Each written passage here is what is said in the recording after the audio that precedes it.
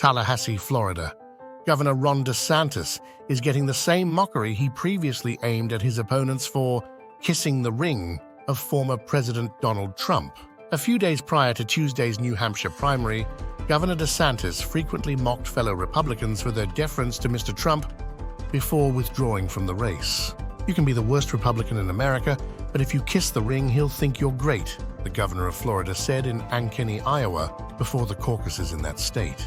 "Although you might be the most powerful, dynamic, and successful conservative and Republican in America, he will attempt to discredit you if you do not venerate that ring. Do you happen to know what? You are entitled to a nominee who will prioritize your interests over such personal gain." On Sunday, following his withdrawal from the election, Governor DeSantis reversed course and personally endorsed Mr. Trump. On January 15th, podcaster Julie Reginski predicted Governor DeSantis' support for Mr. Trump. Pin this tweet: "For the moment DeSantis withdraws, kisses Trump's ring, and basks in the glow of his approval." Comedian Dana Goldberg added, "Guess who just kissed the ring on his way out?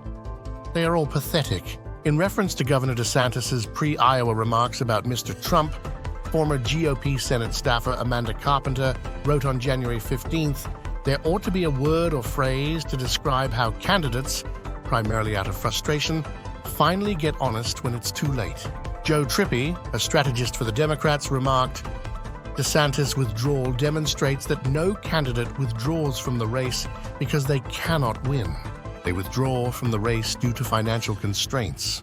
There is only one fatal blow in New Hampshire, and that is the depletion of funds."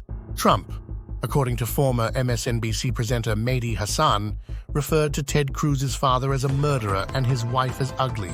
Cruz expressed his support for him. Trump implied that Ron DeSantis dated secondary school students. He was endorsed by DeSantis. Following that, Trump made fun of Nikki Haley's Indian surname and cast doubt on her suitability for the presidency. "You are already aware of what is approaching."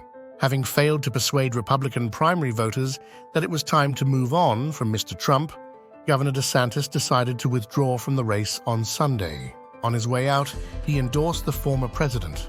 Having been re-elected in the Sunshine State by a significant margin, the 45-year-old governor of Florida initially emerged as the most formidable opponent to Mr. Trump.